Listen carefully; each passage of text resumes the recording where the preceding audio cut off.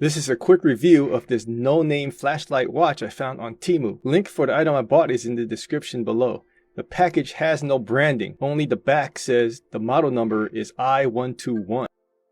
The sticker on the screen says it needs to be charged at least 15 minutes before using and to do a reset if pairing has issues. Here's the magnetic USB-A charge cable. The silicone rugged-looking watch band has no notches on the hoops to keep them in place, but the design fits this watch's looks. You'll need to install them yourself, but they're the quick install type. On the top, we have the flashlight. This side dial is not a rotatable dial, it's simply a button. Toggles between on, menu, and home. This bottom button is a dedicated torch button. One click turns on the light. These two button-looking things on the side are not buttons at all, they're just for show. Here's the so-called health sensors on the back. It claims it has a heart rate meter and a pedometer. The surface of the flashlight looks kind of frosted. I thought there might be a plastic cover on it. I tried to scrape it off with my knife, but that's just how it looks like. There are a lot of interesting details around the bezel of this watch. Like, for example, there's engravings all around it, and on closer inspection, it turns out there are locations around the world. There's also an engraving of sport and light. These little details give it a nice touch. Design-wise, I really like the way this watch looks, especially with this watch face. Here's the flashlight test. First up is the I121 I sourced from Temu. You can still see what's inside the trunk, but it's not that bright. Let's compare it to the KE5, which is the brightest flashlight watch I've ever tested. You can notice the big difference here. Notice the black fabric storage container is visible with the KE5, but barely visible with the I121. Now let's compare it to the popular BlackView W60. The W60 does a little bit better, and I can see the fabric black storage container in the back, but it's not as bright as the KE5. Here's all three of them shining down onto a cement floor from about waist height. Again, the KE5 comes out the brightest by a long shot. The W60 comes in second, and the I121 barely has any light thrown on the floor.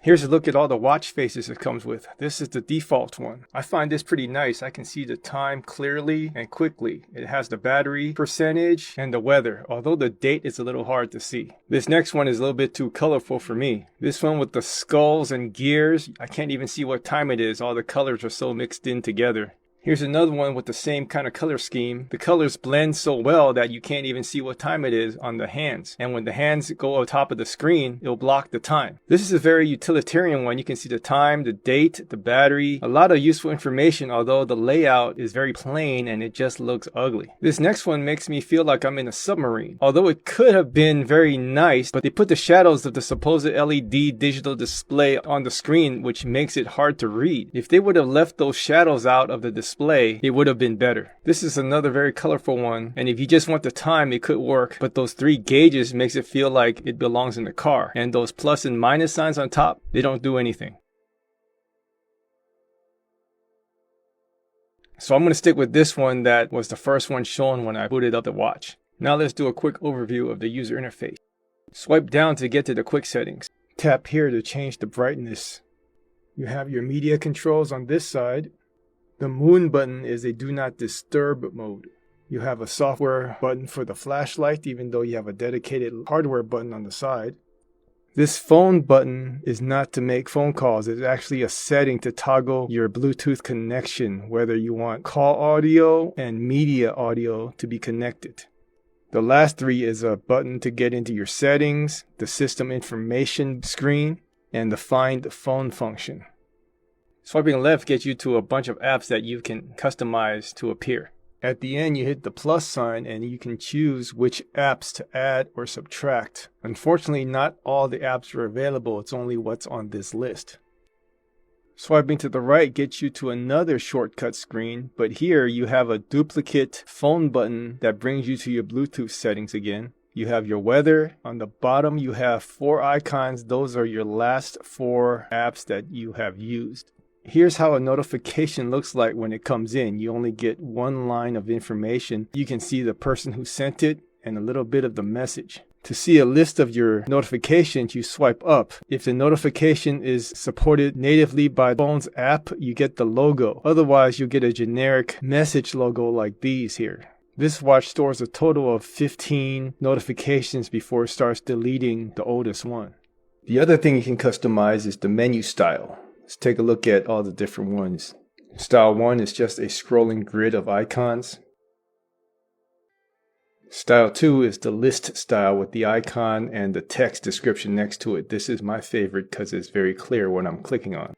Style 3 is a rotating arc, and you have to click on the icon in the center to select the app. Style 4 reminds me of a rotary phone, and you have to click on the icon in the center to make your selection. For the screen on time, you get two choices. The screen time is how long it stays awake if you turned it on yourself with a button. The lift to wake time value is if you activated the watch by lifting your wrist. The battery selection shows you your state of charge, and you can toggle the power savings mode. Vibration and ring lets you choose if you want vibration with a tone,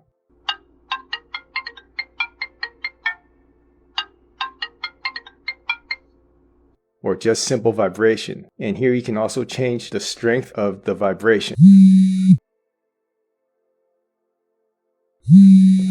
I like that this watch vibrates longer than the other watches that I've used. Language lets you choose your language. The QR code is for pairing purposes with the phone app.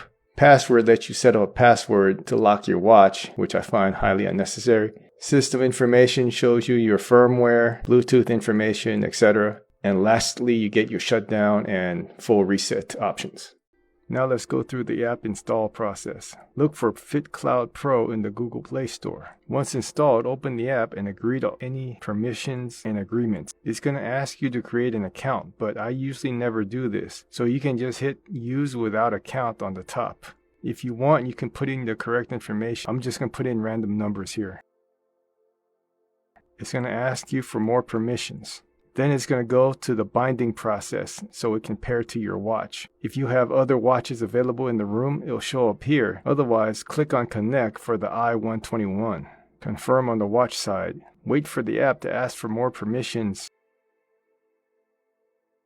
and agree to any and all. If there's any syncing going on, wait for it to finish. The first screen is all your health sensors and tracking number. Click to the second page to set up the device. First thing it asks you to do is to make sure that the app can run in the background. It has many links, but the only one you really need in a modern Android is the run in background permission at the end. Click that one and go into app battery usage. Make sure allow background usage is turned on, and then click into that option and choose unrestricted battery use. Back out into the settings and hit finished. Confirm again that you're done setting it up. Now it's going to ask you to set up your notifications and messaging permissions. Again, allow to anything it asks you. Once more, you have to set up permissions for the FitClouPro app. Next, you get to toggle any of the notifications that you want sent to your watch. It asks if you want to enable all. You could do that, or you can turn on only the ones you want. I only want to limit myself to certain apps. So I'm going to toggle the all reminders off and then turn on the call alert. But I'm not going to turn on the SMS because it doesn't work for modern day RCS text. So I'm going to leave SMS off, turn on WhatsApp and WeChat. Then I'm going to go into the more reminders. In order for RCS messaging to come through, you have to go through this step. Choose messages from the app list. Once that's done, back out into the settings again, and it will continue on with some more permissions. It's going to ask you to automatically connect to Bluetooth as needed. Now you can go on and finish the rest of the settings. The business card setting is just a QR code for your contact information on each of these supported apps. Push notifications, we already set that up. Alarms, you can set up your custom alarms and choose to turn it on from the watch. This is the only way to input alarms. You cannot set alarms on the watch itself. Activity reminder sets up an alert if you want to be reminded to move or drink some water. The dial library is where you can download more watch faces. You can choose something that's already made, or you can edit and choose something from your own photo gallery. Here's an example of how you can choose something from your own photo gallery. Click on the add button and then choose something from your phone. You can crop it if you like. Then under the style tab, you can choose the color of the time and date. Then you can also choose the position. This one looks okay to me. Once it's prepped, you can download it and push it onto your watch.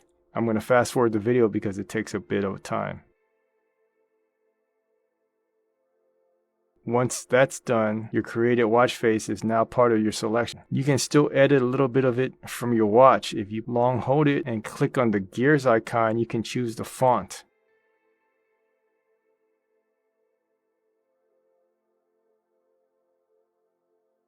Now put it back to the way it was.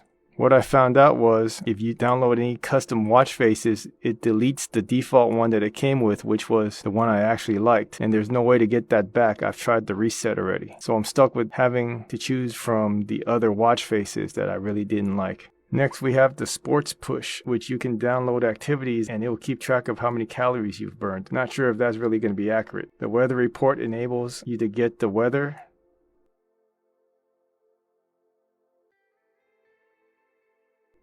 Raised awake setting enables it or disables it, or you can set a time frame for having when it's active. You can get some warnings for an elevated heart rate, or you can set up the automatic health monitoring for when you want the watch to automatically take some measurements for you. I wouldn't trust it. Here's an example of the find watch function.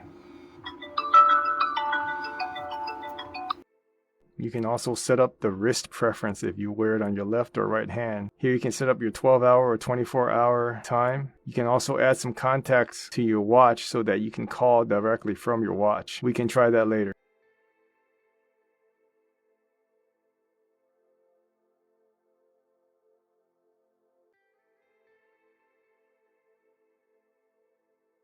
The shake photograph lets you take a photo using your watch. Just shake your watch and it'll take a photo from the phone.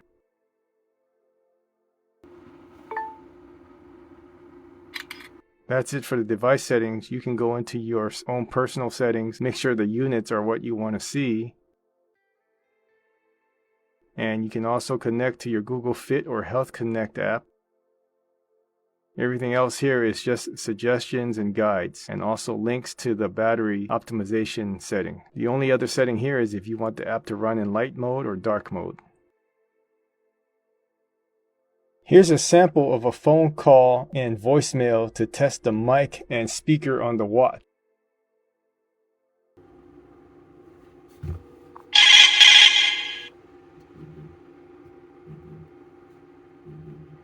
Please leave your message for 69.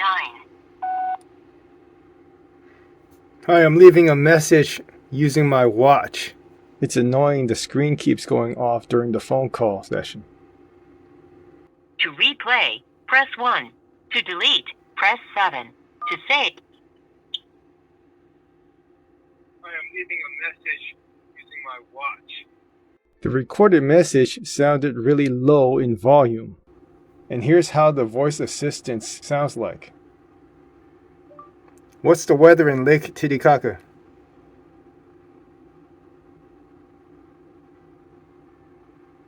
In Lake Titicaca, it's 47 and partly cloudy. Today, it'll be partly cloudy, with a high of 51 and a low of 44. Battery life was about 2 weeks because it drains at 10% every 2 days. And despite the low performing flashlight, I like that it has a dedicated flashlight button and it's simple to use. And the app is FitClouPro, which lets me choose specifically which apps to get notifications for. Another thing I liked was that the vibration motor vibrates for about a second, much longer than other watches, which is only about half a second. So even though it's not that strong, it can still get my attention. I'm kind of upset that I lost my favorite watch face that it came with, but I'll have to find something else to take its place. Otherwise, it's a pretty good watch for about $30.